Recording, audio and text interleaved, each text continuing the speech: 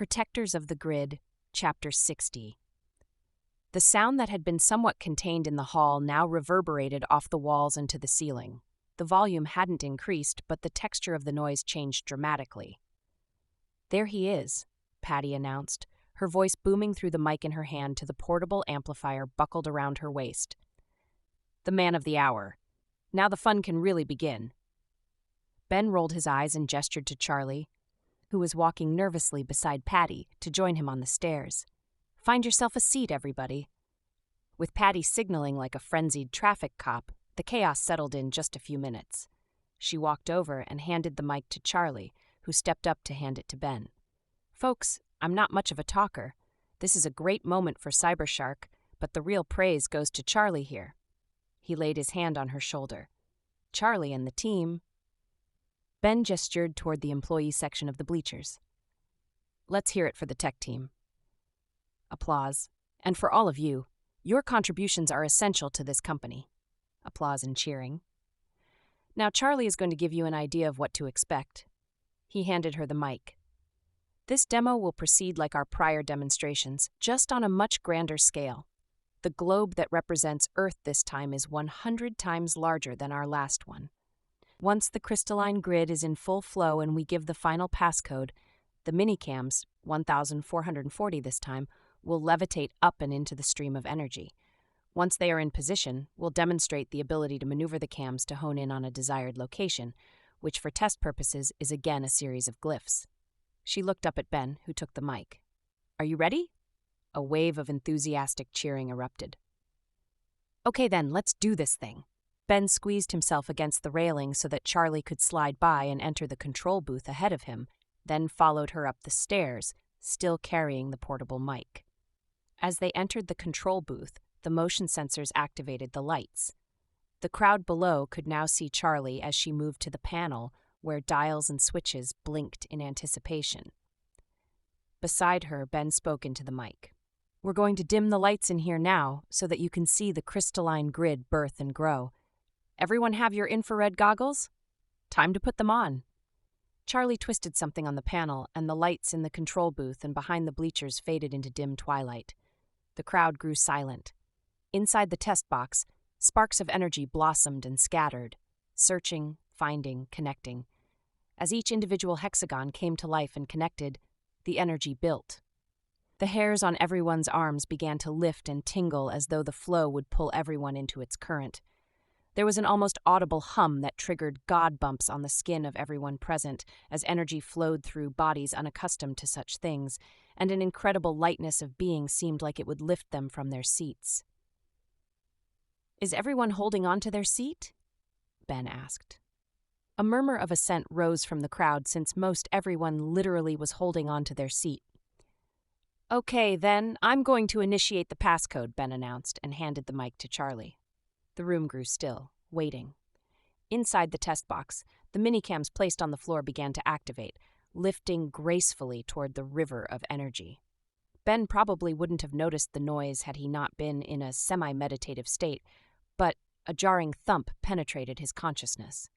He blinked, then whirled instinctively toward an equipment cabinet a few feet from the dashboard. The minicams dropped to the floor in disarray. He took 2 quick steps toward the cabinet right before a dark figure burst toward them. Charlie's gasp could be heard through the mic in her hand before the bulky figure snatched it from her and imprisoned her in an iron grasp. Another shadow, taller and less bulky, now lunged from the shadows. Ben was caught off guard as the arm that grabbed him around the throat nearly cut off his air, and a knife point pierced the skin of his ribs. The crowd below murmured, unable to tell what was happening but aware that something was amiss. A hoarse voice whispered in Ben's ear, "Tell them everything is all right and keep going." "No!" Charlie started to scream before a hand slammed across her mouth and nose, muffling the sound and leaving her gasping for air. "Yes! Do it! Activate the passcode or—" Ben winced as the point of the knife dug deeper and blood dripped down his side. "I can't!" he whispered back, and grunted as the knife pressed deeper into flesh. "He really can't," Will announced from the top of the stairs. "Stay back, or I'll," the assailant hissed. Will stopped and lifted his hands. "He truly can't, Leonard," Tara shouted from behind Will. Her voice sounded distant but clear through the mic. The crowd below was riveted, unclear what was happening in the control room above. "I don't believe you," hissed Leonard. "Why not? Because it's keyed to his emotional state." Will confirmed. He has to be able to raise his vibration to a certain level. With your knife in his ribs, the only thing he can feel is fear. "Give it to me. I'll activate it from here on out," Leonard growled. "That won't work either," Will told Leonard, stepping slowly onto the floor of the control room. "This mini-grid has no idea who anyone else is. It's programmed to Ben's energy signature." You asshole," he growled at Ben. "Figure something out, or you're going to die right here in front of everyone." Leonard's eyes gleamed with an insanity that cared nothing for consequences. Then his lips drew up in a contemptuous snarl. "You're such a fucking loser, Boyce." Ben jerked, caught off guard by the verbal attack, but Leonard wasn't done taunting. He snarled into Ben's ear. "We all knew when Catchy split that the company would tank." Ben's face went from pale to white, and his narrowed eyes shot sparks. He started to speak, but Leonard interrupted. "Leave it, Boyce. You know you're never around when there's work to do. You never understood what we were doing either, not the science of the grid or how to make the ferry work." Leonard paused, pursed his lips, and spat in Ben's face. "Fancy boy, how are you feeling now?" Leonard reared back and looked down his nose at Ben. How did Ben feel? Aside from wishing he had Leonard's skinny neck between his knees so that he could pound his ugly face, inside Ben, the familiar inky, oily darkness began to uncoil. Where did this fucking son of a bitch come off saying crap like that? The hiss began so softly that no one noticed it at first, but as it grew louder, their eyes were drawn upward. A serpentine shadow hovered above the control booth. Lightning bolts flashed from the narrow slits of angry eyes. It roared, showing rows of razor teeth in the gaping mouth. "Oh my God, no!" With a jolt, Ben realized he was fighting the same battle yet again, but this time he knew the terrain. The battleground was his own ego. His allies were standing right near him. His cousin Tara and her impeccable authenticity. Charlie, whose scientific genius balanced her mystical side. Will, a warrior who had learned through his wounds the value of life. They already knew his weaknesses and still went all out to help him. Ben knew he could trust them, each one individually and all together as a team. Feeling the bond, something inside Ben released. They believed in him. Now he could believe in himself. The shift in Ben's energy was palpable, not only to his friends, but to the giant lizard who could no longer detect the dense signals of fear or hate. The huge head wavered and the creature sniffed, and sniffed again, then moved slowly, deliberately toward Leonard, whose panicked cursing merely strengthened the signal guiding the Mo toward him. Leonard's eyes widened and his arms went lax. Ben, suddenly released, dropped to his knees, clutching the wound in his side. As Ben curled over in pain, a terrible coil of serpent tongue ripped through the air and wrapped around Ben's assailant. His arms locked to his sides, Leonard thrashed and kicked as he disappeared headfirst into the terrible maw. Leonard screamed, but the shrill sound disappeared into the dark gullet as the Mo gulped once, twice, a final swallow, and then silence. Will looked around for Leonard's accomplice, now crouched on the floor, trembling. The giant lizard swayed back and forth above him, seeking, the vertical slits of its eyes still seething with anger. Lower and lower the head leaned, sniffing, ignoring Will, ignoring Tara, ignoring Charlie, ignoring Ben, seeking.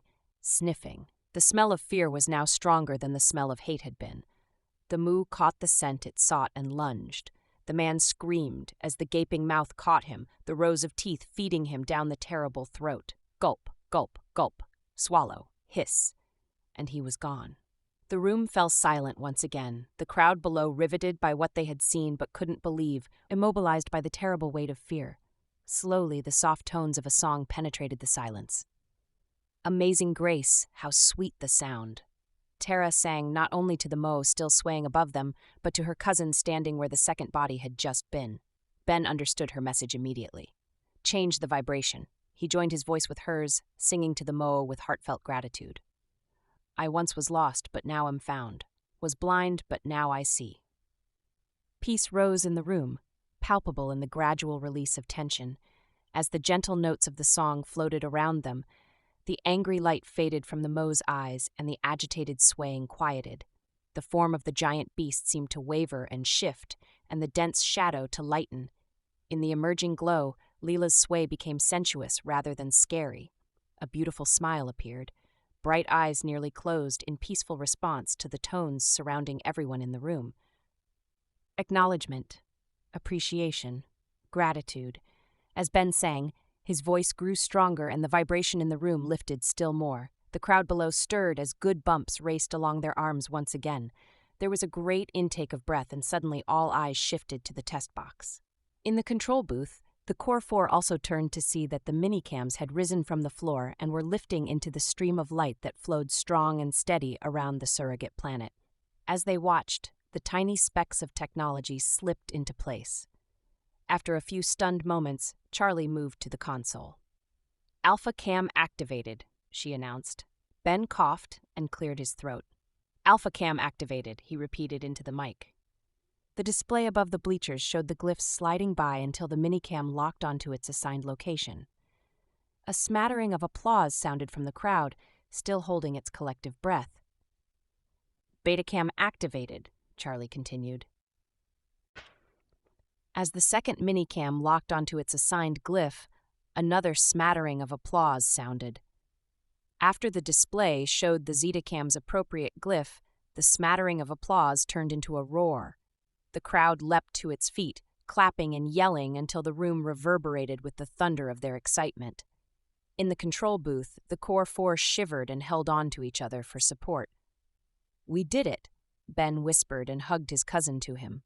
"You did it, Ben," Tara whispered back. Will and Charlie joined in the hug too.